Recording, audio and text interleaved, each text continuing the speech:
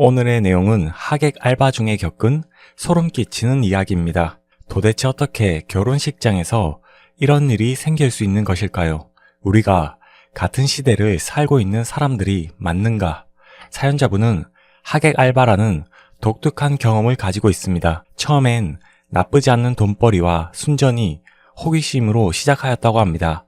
일의 특성상 대부분 음지에서 구인구직이 이루어졌는데 가뭄에 콩나듯 어쩌다가 기회가 생겼고 그것이 잘 연결되어서 몇 차례 하객 대행 업체에서 일을 했다고 합니다. 일을 할 때는 주의사항만 잘 지키면 됐다고 합니다. 당연한 이야기지만 절대 비밀 엄수가 기본이며 여기에 대해선 각서까지 쓰는 경우도 있다고 합니다. 식장에선 절대 하객 알바라는 단어를 언급하면 안 되고 결혼식 후 사진 찍기, 결혼식 중에는 스마트폰 사용 자제, 같은 하객 알바생들끼리 잡담 금지, 그 외 고객의 요청에 따라서 어느 정도 연기력이 요구되는 범위는 저마다 제각각이었다고 합니다. 거의 대부분이 축하한다는 간단한 인사말과 식장에서 조용히 앉아서 지켜보는 정도만 요구했다고 합니다. 즉, 오버하지 말고 적당히 눈치껏 잘 있으면 맛있는 뷔페도 먹고 돈도 벌고 그다지 문제가 없는 나름 꿀 알바였다고 합니다. 중요한 건 비밀 엄수와 절대 실수를 하면 안 되는 것이었습니다. 단 한 번의 실수가 그날 모든 걸 망칠 수 있었습니다. 대부분 가벼운 마음으로 지원했지만 모두 모여서 역할과 컨셉을 까다롭게 교육을 받게 되면 마음가짐이 사뭇 달라진다고들 합니다. 부부에게는 인생엔 한 번뿐인 중요한 날이고 그것을 엉망으로 만들게 되면 생각만 해도 끔찍한 것이었습니다. 사연자분은 그날 아주 오랜만에 대행업체로부터 문자를 받았다고 합니다. 결혼식이 하나 치러지는데 이 역할로 이번에 참여가 가능하냐고. 보통 공고에 지원을 하게 되면 대행업체에서 데이터베이스들이 보관되어 있어서 그때그때 필요할 때마다 간혹가다 이제 연락이 왔다고 합니다. 그래서 시간이 맞고 장소가 멀지 않으면 참여를 했다고 해요. 그때 참여하게 된 결혼식은 이런 사연을 가지고 있었다고 합니다. 신부 측에서 하객을 필요로 했던 상황이었대요. 신부의 경우는 일본 교포 출신으로 한국엔 거의 지인이 없었다고 합니다. 그래서 애초부터 신랑과 이야기를 해서 스몰 웨딩을 할 생각이었다고 합니다. 그러나 신랑 측 남편 부모님들이 지역 유지에 버금갈 정도로 사업을 아주 크게 하시는 사업가들이었다고 합니다. 아무래도 신랑 부모님들이 사업을 아주 크게 하시고 마당발이다 보니까 주변에 경조사로 뿌려놓은 돈들이 어마무시했던 거죠. 그래서 부부가 스몰 웨딩 이야기를 살짝 꺼내봤는데 신랑 부모님한텐 씨알도 안 먹혔다고 합니다. 결혼식을 아주 크게 장대하게 해야 된다는 입장이셨대요. 또한 부부가 결혼을 준비하면서 신랑 쪽 부모님의 지원을 많이 받았다고 합니다. 그렇다 보니까 부부 입장에서도 더는 스몰 웨딩을 입에서 꺼낼 수 없었고 부모님들의 뜻에 따라야 했던 거죠. 그래서 특이하게도 부부가 이제 서로 이야기를 나눠서 신부분께서 하객 대행 업체에 의뢰를 했다고 합니다. 보통의 경우는 신랑 쪽에서 하객 대행 업체를 사용하거나 신부 쪽에서 하객 대행 업체를 사용하게 되면 거의 대부분 신랑 쪽이든 신부 쪽이든 한쪽에 숨겨야 되는 상황이 발생한다고 합니다. 그런데 이번 케이스의 경우는 부부가 그런 부분에서 사뭇 달랐던 거죠. 서로를 잘 이해를 했었고 신부분이 그래서 좀 더 편안한 마음으로 업체에 의뢰를 했다고 해요. 사연자분 입장에서도 신랑이든 신부든 어느 한쪽에 특별히 조심해야 할 부담이 없어서 그나마 좀 마음이 편안한 상황이었다고 합니다. 당일 진짜 하객들끼리 서로 직접적으로 이야기를 나누지 않다 보니까 그런대로 나름 괜찮은 것이었습니다. 그렇게 이제 결혼식 당일 단정한 차림으로 정해진 시간에 결혼식에 참여를 했다고 합니다. 식장에 들어와서 어색하지 않게 하객 알바들끼리 무언의 눈인사를 서로 주고받고 연습대로 역할을 수행했다고 합니다. 신랑 신부에게도 간단하게 축하 인사를 건네고 적당히 어색하지 않게 쭈뼛쭈뼛거리지 않고 하객 알바들끼리 이야기를 좀 나누다가 결혼식이 시작되면서 자리에 참석했다고 합니다. 그런데 사연자분이 자리에 참석해서 신랑 쪽 부모님들의 얼굴을 봤는데 뭔가 이상했대요. 신랑 쪽 부모님들의 얼굴이 꽤 낯이 익었다고 합니다.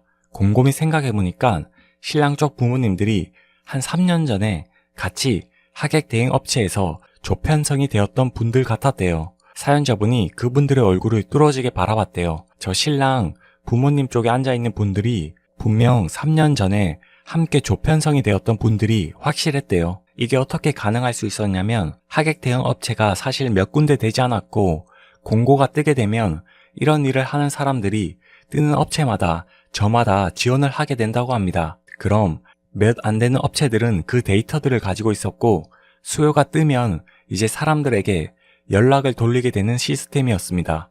그러니까 하객 알바를 자주 하게 되는 사람들끼린 겹치는 경우가 드물지만 간혹가다 생긴다고 합니다. 그때부터 사연자분의 머릿속이 복잡해졌다고 합니다.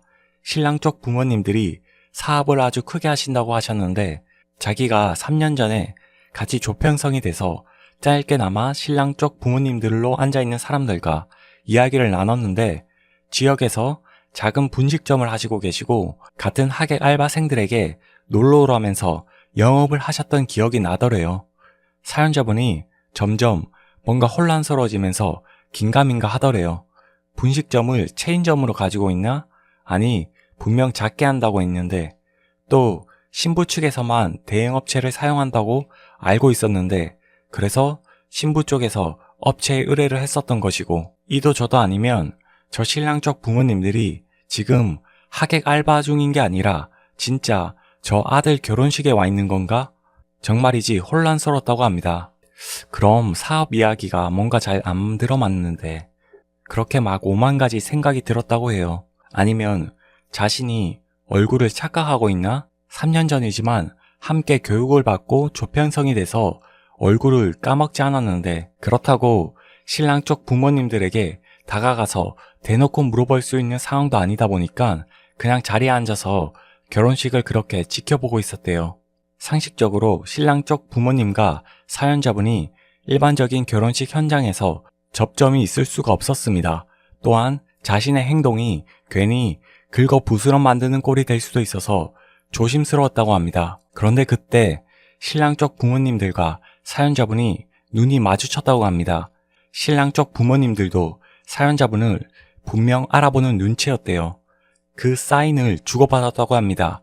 하객 알바들끼리 말하지 않아도 알 수 있는 서로 통하는 눈인사를 서로 주고받았다고 합니다. 사연자분이 말씀하시길 그 눈인사가 자신이 신분 측 하객으로 참석했는데 대행업체를 통해서 참석했다는 걸 단박에 알아보는 눈치였고 그 신랑 쪽 부모님들로 앉아있는 사람들도 사연자분을 보면서 그렇게 당황하지 않았고 자신들 또한 대행업체를 통해서 이 자리에 앉아있다는 그 특유의 눈인사를 보내고 있었다고 합니다. 그때부터 사연자분은 몹시 혼란스러운 감정을 느끼셨다고 합니다. 도대체 이게 무슨 상황이지?